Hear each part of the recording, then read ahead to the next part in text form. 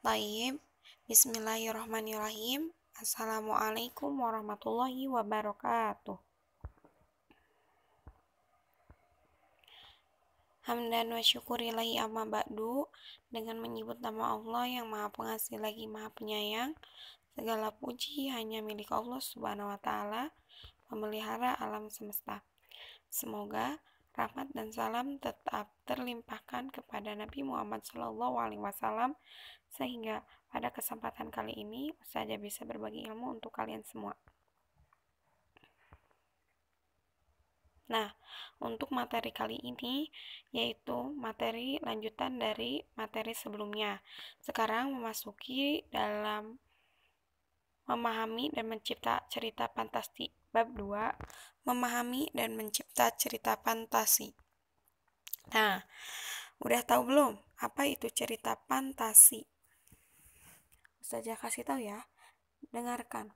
Cerita fantasi merupakan salah satu genre cerita yang sangat penting untuk melatih kreativitas. Berfantasi secara aktif bisa mengasah kreativitas. Kamu bisa menjadi penulis hebat. Harry Potter termasuk cerita fantasi yang sangat terkenal.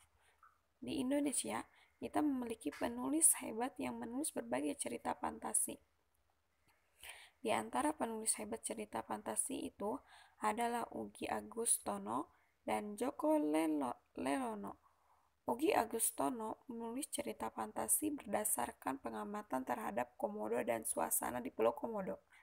Joko Lelono juga menulis cerita fantasi dengan nuansa lokal. Kamu juga dapat belajar menulis fantasi dengan belajar secara tekun dan tidak takut berkreasi. Kamu dapat seperti mereka. Nah, adapun kompetensi dasar yang harus kita penuhi, yang pertama 3.3, yaitu mengidentifikasi unsur-unsur cerita fantasi yang dibaca dan didengar. 4.3, menceritakan kembali isi cerita fantasi yang dibaca dan didengar.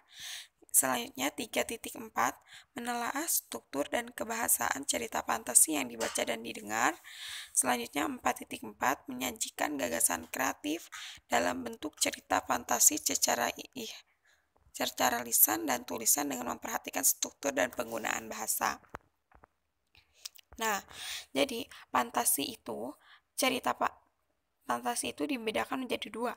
Ada fantasi aktif dan fantasi pasif.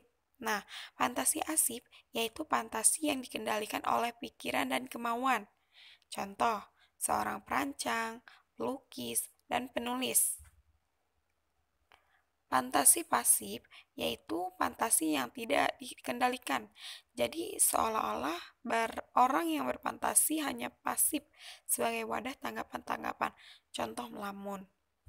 Nah, paham ya Uhti? Jadi fantasi itu dibedakan menjadi dua, ada fantasi aktif dan fantasi pasif. A. Mengidentifikasi unsur cerita fantasi. 1.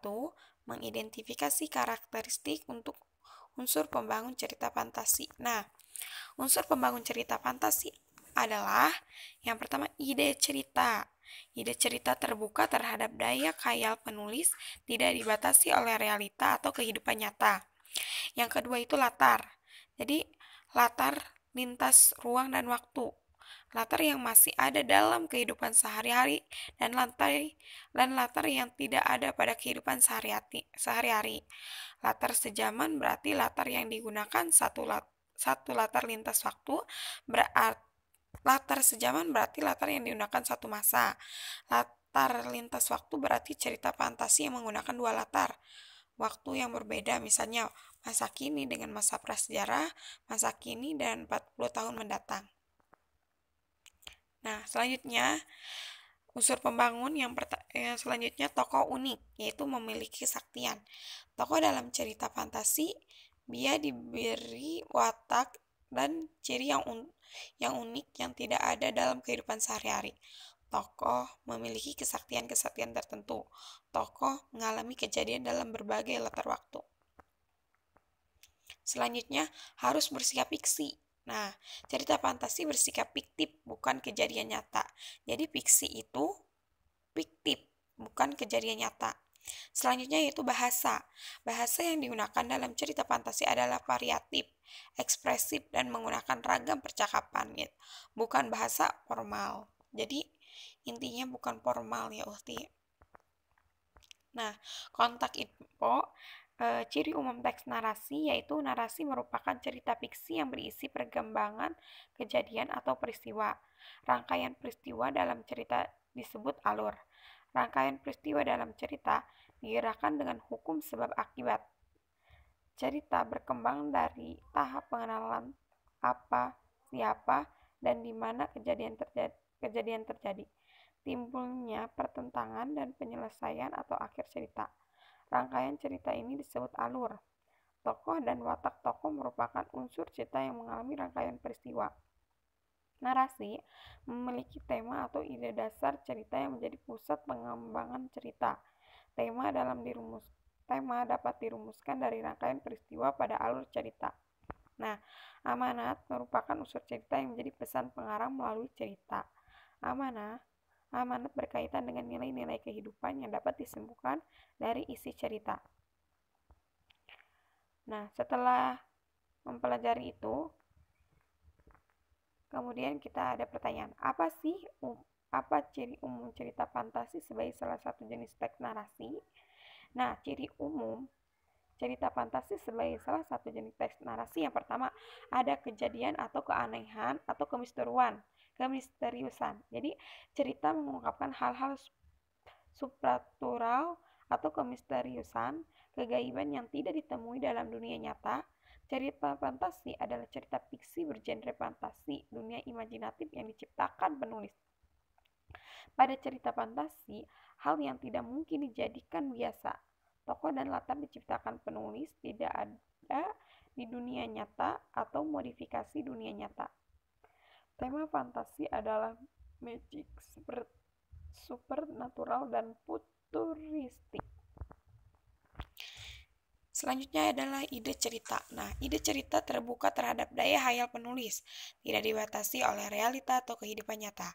Ide juga berupa irisan dunia nyata dan dunia khayal yang diciptakan pengarang. Ide cerita terkadang bersifat sederhana, tapi mampu menitipkan pesan yang menarik.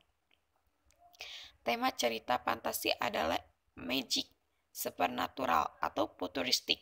Contoh, pertemuan Komodo dengan siluman serigala untuk mempertahankan tanah leluhurannya.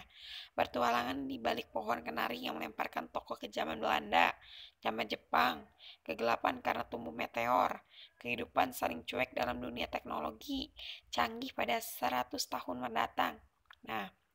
Nah, selanjutnya menggunakan berbagai latar atau lintas ruang dan waktu. Peristiwa yang dialami tokoh terjadi pada dunia latar, yaitu latar yang masih ada dalam kehidupan sehari-hari dan latar yang tidak ada pada kehidupan sehari-hari. Alur dan latar cerita fantasi memiliki kekhasan. Rangkaian peristiwa cerita fantasi menggunakan berbagai latar yang menerobos dimensi ruang dan waktu. Misalnya, tokoh Nono bisa mengalami kejadian pada beberapa latar waktu liburan, di Wilgi, latar zaman Belanda, dan sebagainya. Jalinan peristiwa pada cerita fantasi berpindah-pindah dan dari berbagai latar yang melintas ruang dan waktu. Selanjutnya bersifat fiksi. Cerita fantasi bersifat fiktif, bukan kejadian nyata. Cerita fantasi bisa diilhami oleh latar nyata atau objek nyata dalam kehidupan tetapi diberi fantasi. Misalnya, latar cerita dan objek cerita Ugi Aguston diilhami hasil. Selanjutnya bahasa. Jadi penggunaan sinonim. Sinonim itu persamaan kata dengan emosi yang kuat dan variasi kata cukup menonjol.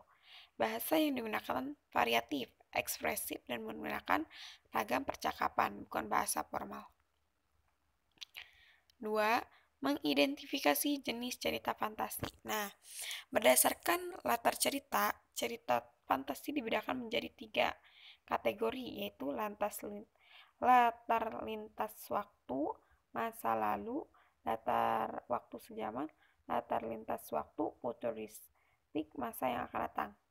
Nah, latar cerita fantasi dibedakan menjadi 3. Yang pertama, latar lintas waktu masa lalu, latar waktu sejaman, latar lintas waktu futuristik masa yang akan datang. Nah, cerita fantasi ada yang berisi fantasi pada semua unsur cerita, tokoh fantasi, latar fantasi, peristiwa juga fantasi tidak terjadi pada dunia nyata. Selain itu, cerita fantasi bisa menggunakan nama-nama dalam kehidupan nyata, menggunakan nama tempat yang ada dalam dunia nyata, atau peristiwa pernah terjadi pada dunia nyata. Nah, jenis cerita fantasi. Nah, jenis fantasi itu dibedakan menjadi 2.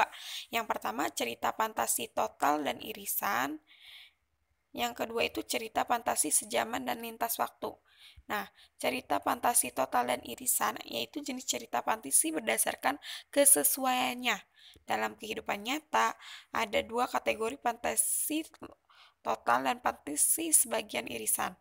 Pertama, kategori cerita fantasi total berisi fantasi pengarang terhadap objek atau tertentu. Pada cerita kategori ini, semua yang dapat pada cerita semua tidak terjadi dalam dunia nyata. Misalnya, cerita fantasi Nagata itu total fantasi penulis. Jadi nama orang, nama objek, nama kota benar-benar rekaan pengarang.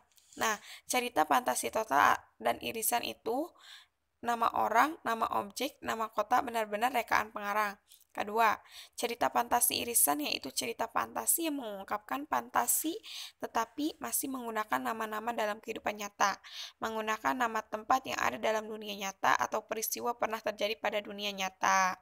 Paham ya, Uti? Cerita fantasi sejaman dan lintas waktu. Selanjutnya, jenis cerita narasi yaitu berdasarkan fantasi sejaman dan lintas waktu.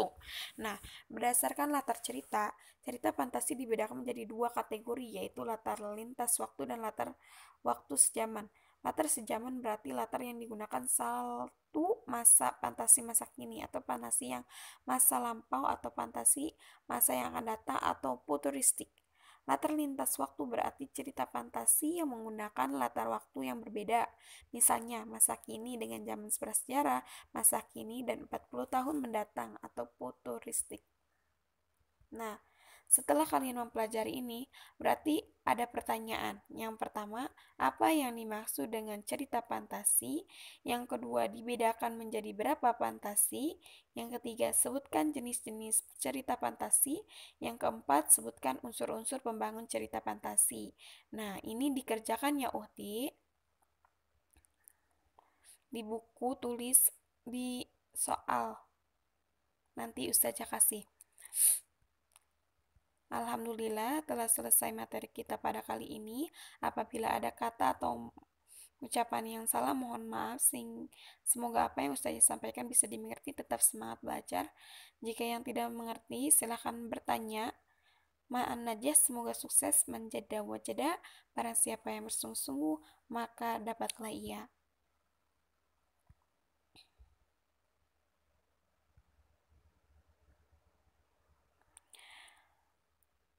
Illa liqa. Wassalamualaikum warahmatullahi wabarakatuh.